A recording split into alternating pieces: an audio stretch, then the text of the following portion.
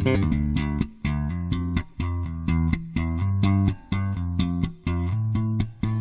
everyone, welcome back to the Cursing Seamstress. I'm hoping I can make this a cohesive video.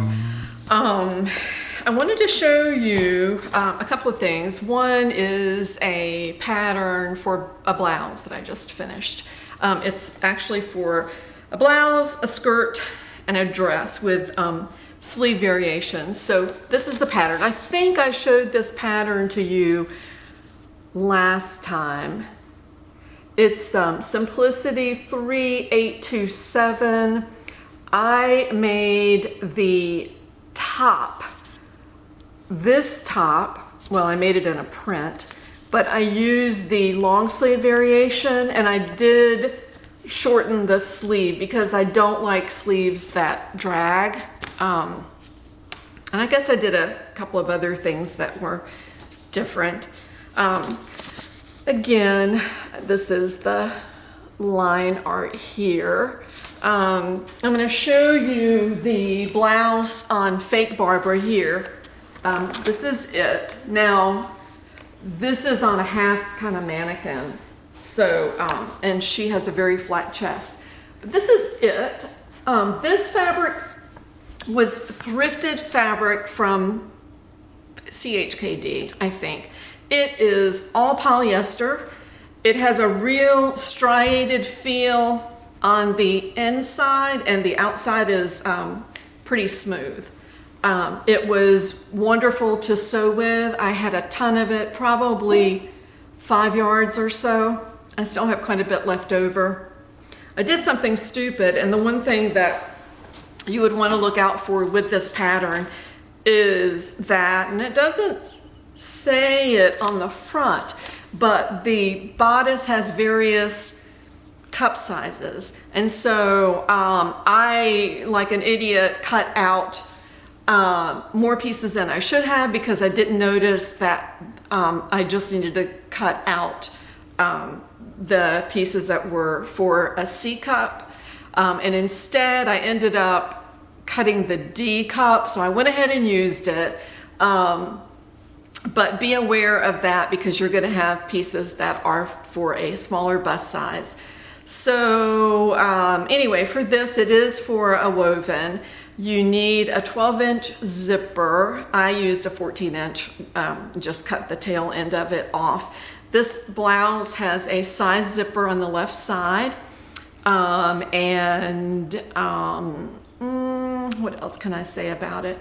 It's a very simple make. I was very, very happy with it. I don't think there's anything tricky about it. The sleeves do have a little bit of gathering. I was worried that they were the puffy kind of sleeves. I don't like those, but they're not. There is just a bit, not bad. And I did do the flat installation method for the sleeves rather than putting them in the arm's eye. The neckline on this was a pleasure. You cut out the binding on the bias and just put it on. Went on perfectly.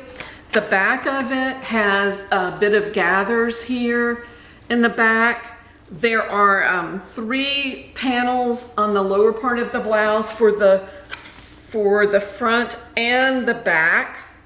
I don't even think it's tricky, but the only thing you have to be careful about is here, because this is a V here. So you're having to match up this point in the center right here. But that wasn't hard. The sleeves did fine. Again, I shortened them. So they are mid arm length on me. I probably could have gone an inch longer or so. And I did serge everything on the inside, and I just had to think ahead of if I needed to serge the seams before I sewed them together or after. So for example, where the zipper goes, I serged those raw edges before doing the zipper. But the rest, and I usually do, if I'm not sure of a seam, I'll do a long stitch, and then if it looks good, I will do a regular stitch and then serge it. I don't know if this fabric would fray. I don't think so, but I went ahead and made sure that I serged all the edges. I'll try to put this on me so you can see it. Because I cut the D cup and was too lazy to recut the C cup, it is a little big. The shoulders come over a little bit too far, but not bad. I mean, this is definitely a 2 thumbs up and a very, very wearable blouse. And I like it. I like it a lot. So it's just cute. So I would really, really recommend this pattern. I can't speak too much about the dress, but you know, it looks like you would need something pretty flowy so that you don't have a dress that sticks out and doesn't drape well.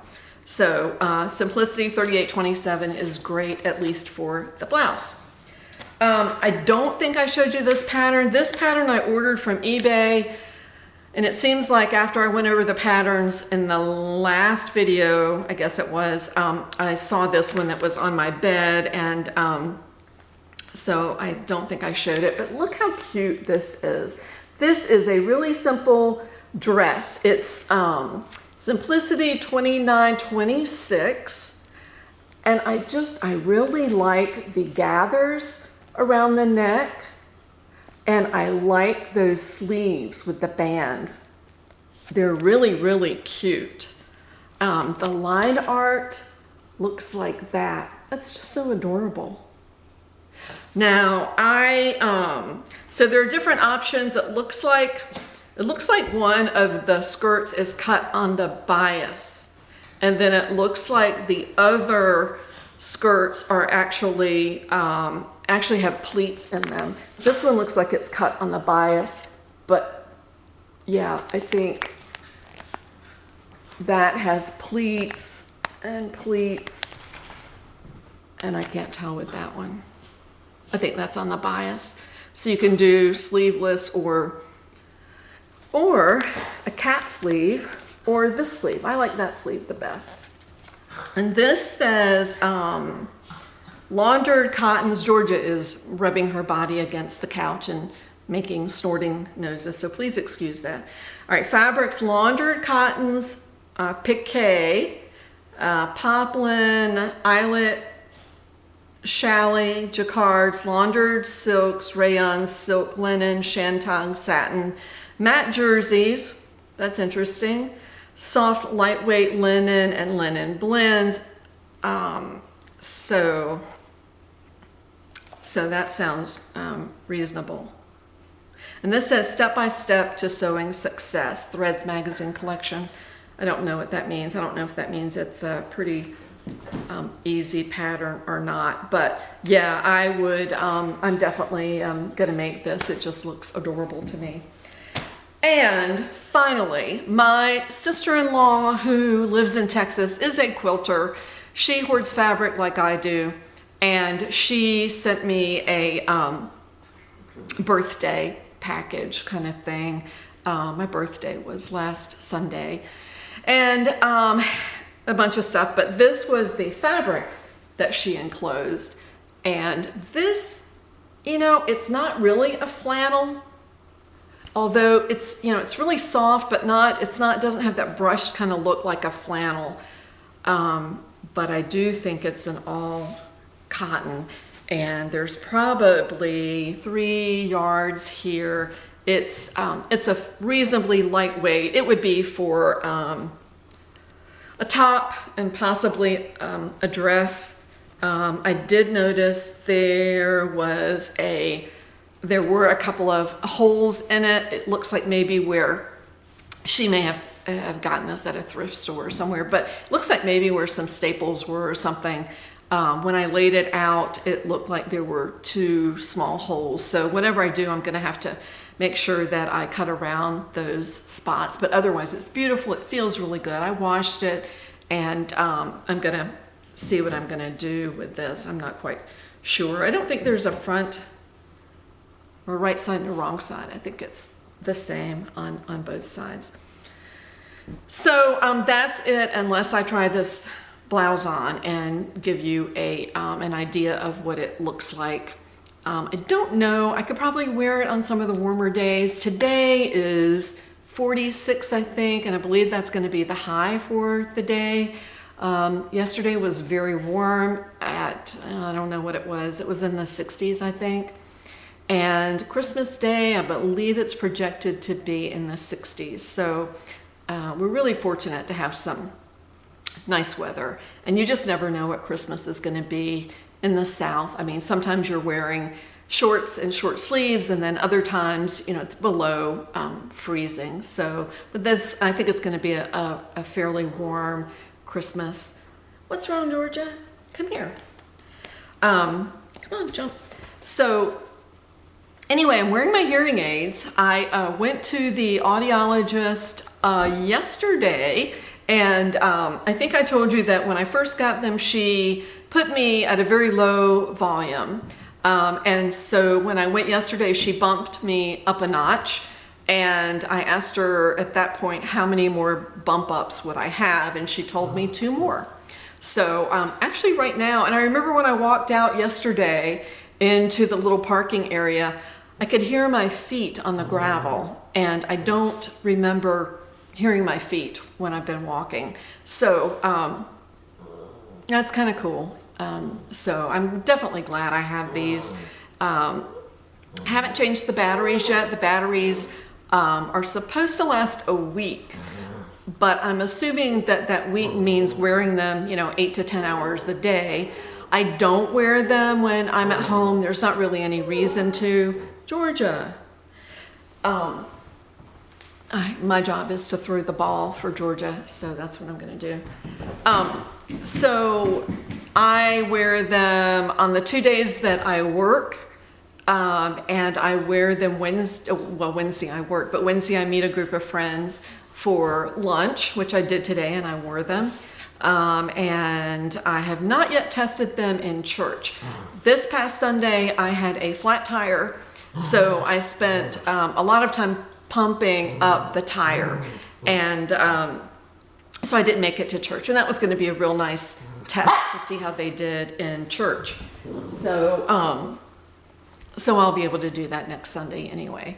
But they're definitely working, and it's weird because when you first put them in, and when she bumped me up twice just to see what that would sound like for me, and it sounds very tinny, and I don't know how to explain that, but it's almost as if you're listening to somebody talk into a microphone, and you're getting a lot of, not really feedback, but you're getting a lot of a sizzle kind of a noise, and then this tinniness. I can't explain it, but I had that when I first tried them on, and then when she bumped me up too much. But once she just bumped me up the 1 notch, that went away.